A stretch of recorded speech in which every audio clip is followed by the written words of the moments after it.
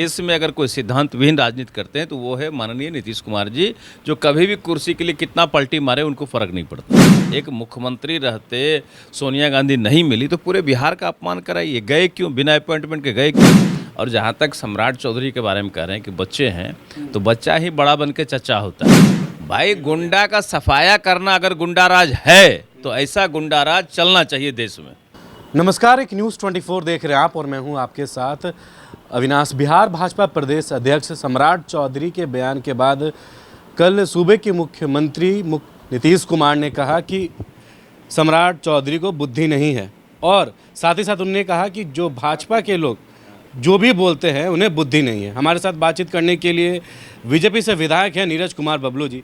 अब तो कह रहे हैं कि भाजपा वाले को बुद्धि नहीं है, जुलूल बोलते हैं। देखिए, मुख्यमंत्री जी ठीक कर रहे हैं, उन्होंने सही कहा कि भाजपा को बुद्धि नहीं है। अगर भाजपा को बुद्धि होता तो उनको 5-6 बार मुख्यमंत्री नहीं बनाते। ये बात तो सही कहे कि भाजपा को बेवकूफ़ बना के इसका मतलब वो मुख्यमंत्री बनते रहे हैं। और जहाँ तक सम्राट चौधरी के बारे में कह रहे हैं कि बच्चे हैं तो बच्चा ही बड़ा बन के चचा होता है, उनको समझना चाहिए। और कोई सीधे बुज़ुर्ग होकर ही कोई पॉलिटिक्स नहीं करता है। तो एक पॉलिटिकल एज होता है और पॉलिटिक्स में जब लोग आते हैं तो बचपन से ही शुरू करते हैं पॉलिटिक्स।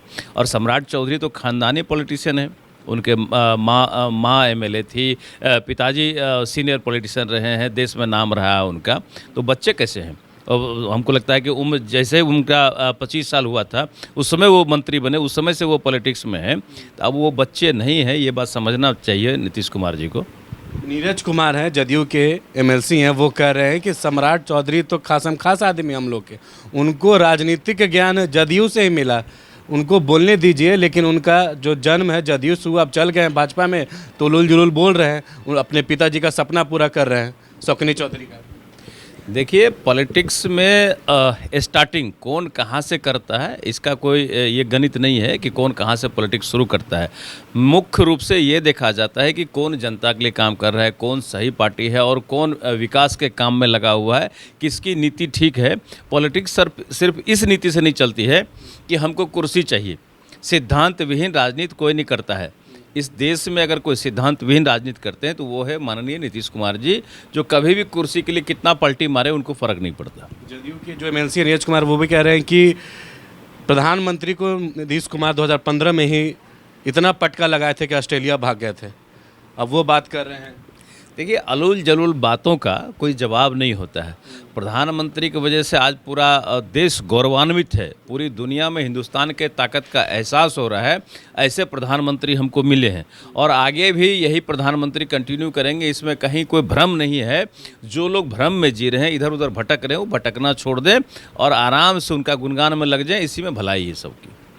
अच्छा नीरज जी, इस चीज़ को कैसे देख रहे हैं? जो यूपी में इनकाउंटर हुआ था अतीक अहमद और अशरफ अहमद का, उसको लेकर अब राजधानी पटना में कुछ लोग जो हैं नारे लगा रहे हैं, अमर रहे, शहीद रहे, इस तरीके का। देखिए, बिहार में तुष्टीकरण की राजनीति चलती रहती है और उत्तर प्रदेश में अगर अपराधियों का सफाया होता है तो उसमें खुश होना चाहिए लोगों को और जुलूस निकालना चाहिए कि हाँ, पूरे देश में इसी तरह की चलनी चाहिए सरकार, ताकि माफियाओं का सफाया हो, अपराधियों का सफाया हो, अपराधियों के सीने पर बुलडोजर चले।